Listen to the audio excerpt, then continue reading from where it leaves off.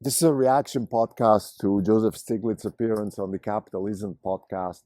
He was talking about his new book, which is Progressive Capitalism, something along those lines.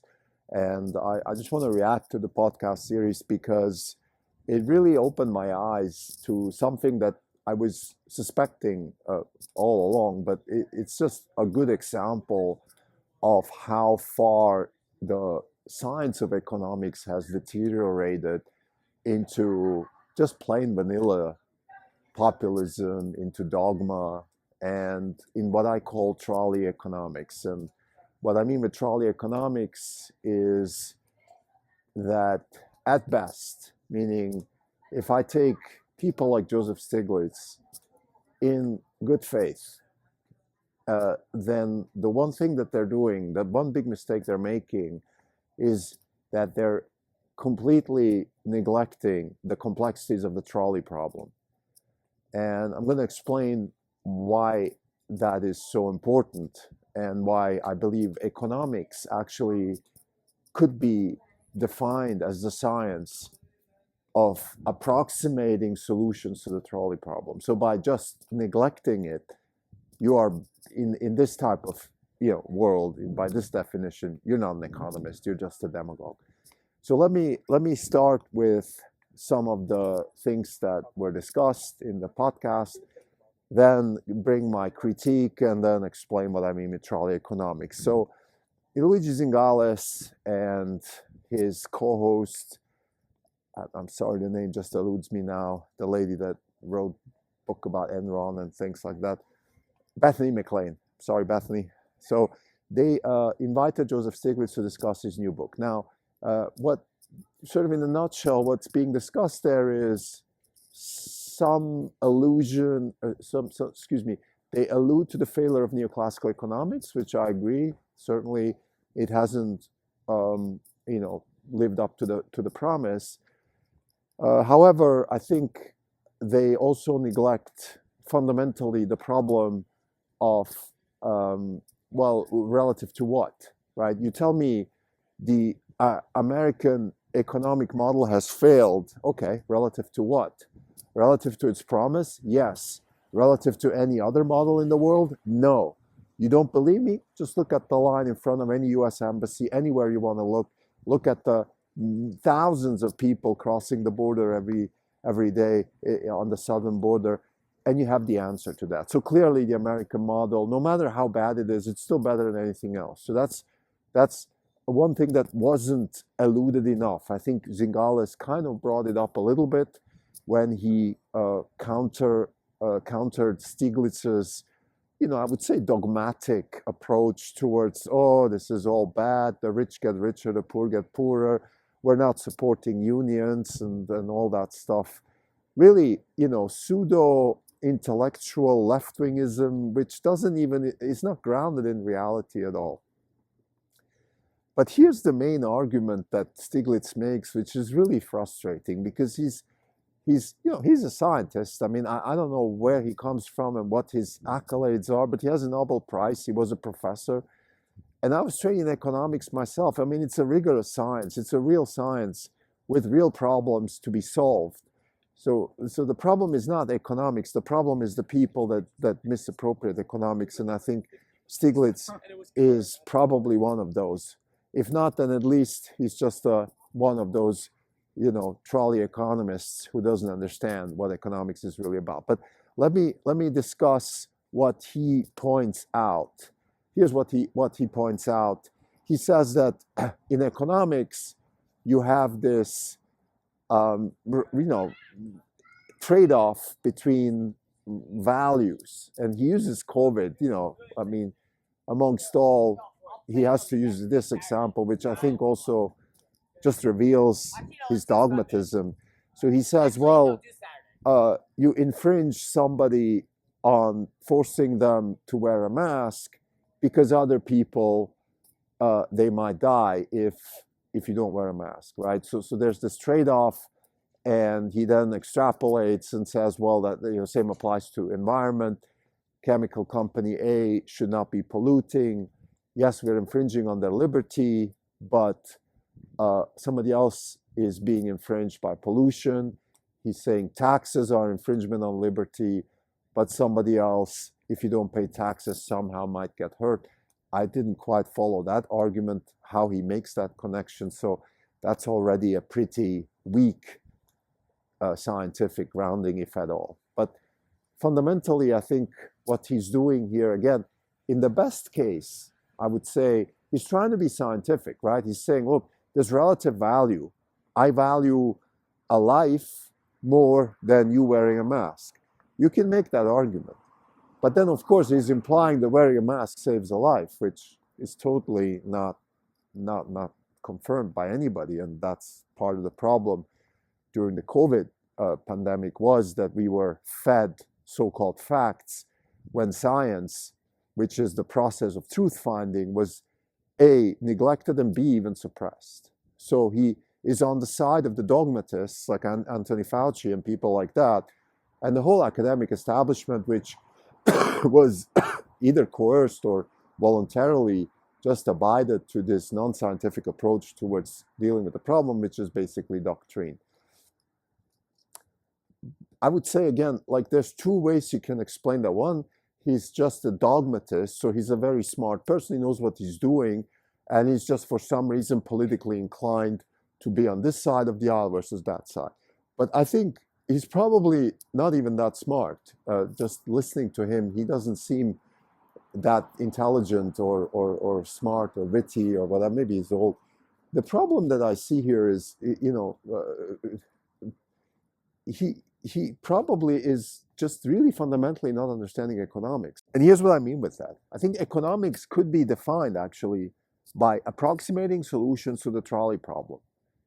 Whenever you have a situation where two or more parties have different types of incentives or preferences, you have to find an optimal solution. Typically, what we say in this type of situation is we let a market price define the cost, and then company A can keep polluting if they pay the proper cost for that to the people who are infringed by the pollution.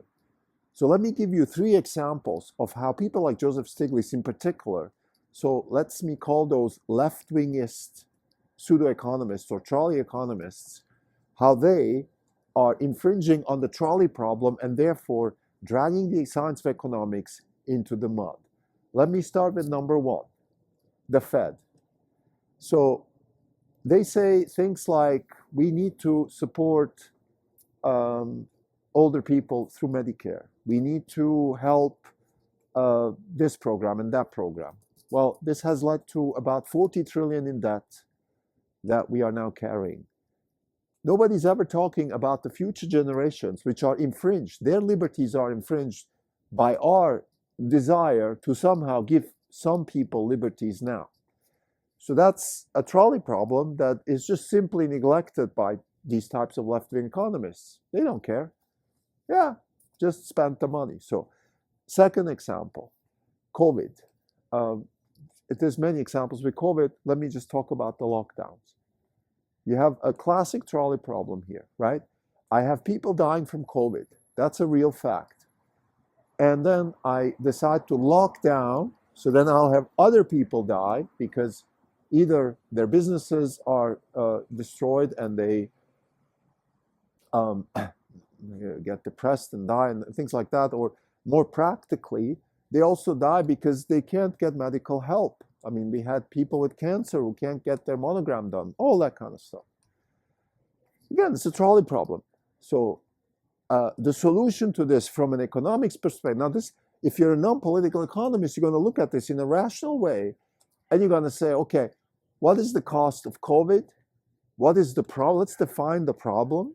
The problem turns out to be old people dying from the flu. Can we contain that? How can we solve that? Because if we lock down, we're going to have this type of cost. So many people dying of depression. Whatever the knowledge base was at that point. Now, this conversation wasn't even possible because people who opened up their mouth were suppressed, and social media and Twitter and all of these, bad people, they suppressed the conversation. The professor at Stanford, his name eludes me now, who openly, was questioning uh, the school closures and vaccinating younger kids, and he was chastised by the academic establishment. So but okay, I'm digressing now.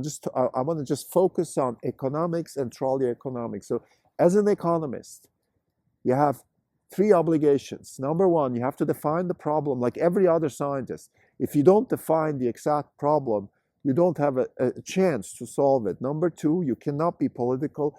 And number three, you have to try to find an analytical way. If you can't, that's fine, then say it. Say there is no analytical solution to this problem. So then maybe we have to leave it in the realm of politics and just have a vote on this. But let's not use dogma and pseudoscience or trolley economics to support dogma. That's very, very dangerous. The third example of trolley economics is the unions, right? We have, on the one hand, we have the legitimate need for blue-collar workers to organize so they have more power relative to their employers. But then they also infringe on liberties by doing that. Take the teachers union in California that closed the schools. The public schools were closed for 18 months. That's an infringement on younger kids. Who's talking about that? What is the cost of that? So with unions come infringements. And again, let's just leave it out of the political realm. We don't have to discuss whether unions are good or bad. Let's just put it out there. Let's just discuss it in plain view. This is the problem. And there are solutions to this, approximations, maybe analytical solutions. But we can't just pretend that a union is a good thing and being against union is a bad thing.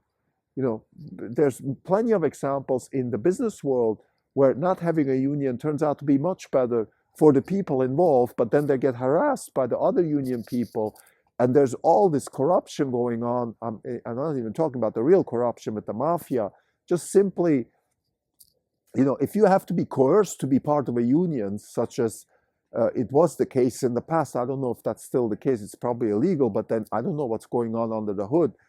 And you have situations in Europe, for example, where if you're not part of a union, you literally get harassed by IG Metall in Germany and things like that. So that has nothing to do anymore with, the poor workers need representation. This is just infringement of rights of individuals, infringement of rights of entrepreneurs, infringement of rights of a society to have the right of a free market economy relative to a small minority of people who want to have more power, whether it's to protect their own livelihoods or even much worse, just want to have more power. End of story. So again, those three examples hopefully illustrate how the trolley problem or a derivation of that is at the heart of economics. And any economist worth her salt should be absolutely wary of that, understand it. I could go on and on. There's this economist in Europe, a lady, the name eludes me, it doesn't matter. I'll put it in the show notes.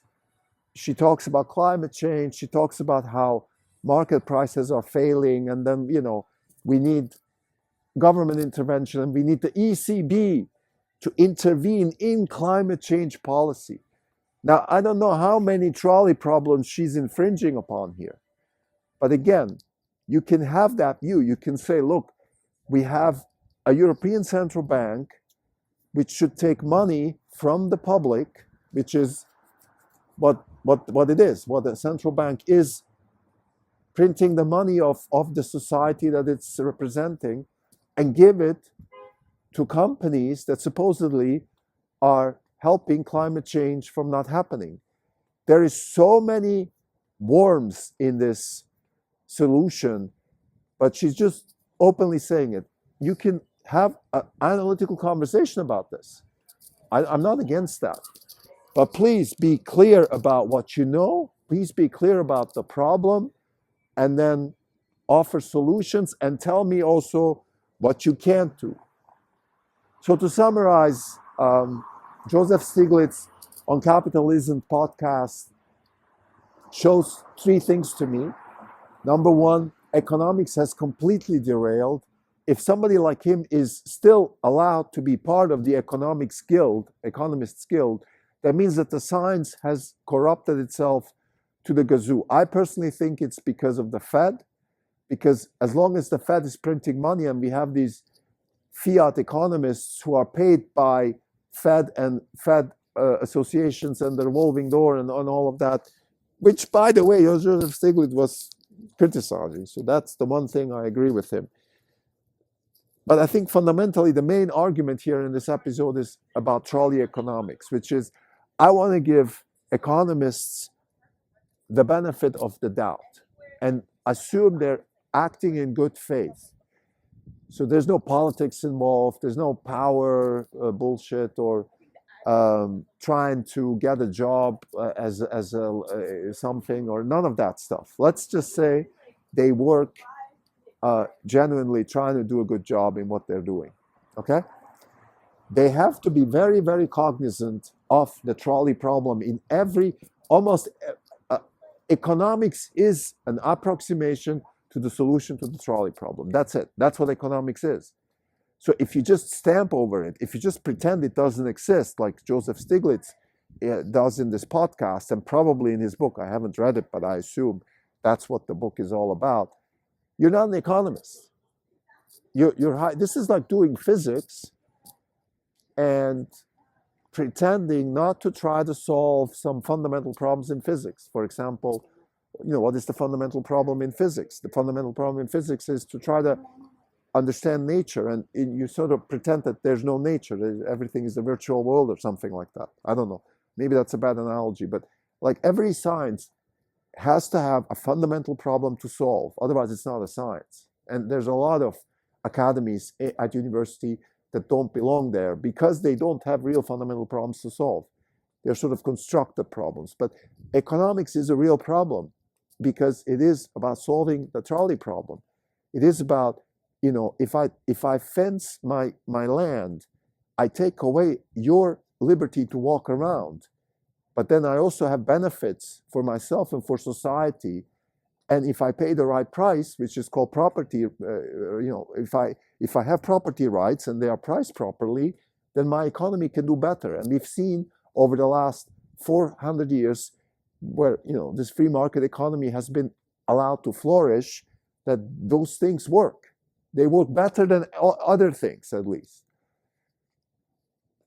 And I think trolley economics is a derivation of dogma and political involvement in economics, but it's much worse than that. It's pseudoscience because it neglects the fundamental issue that is underlying economics, which is the trade-off between the preferences of one group versus the preferences of the other group. Or another way to say it, it fits their bill, it supports their consciousness maybe, which is all fine, but then they should be honest about it. They should say, excuse me, this is not science anymore. This is just what I like. This is just simply me my punditry on TV or wherever in order to propagate my political views. Thank you.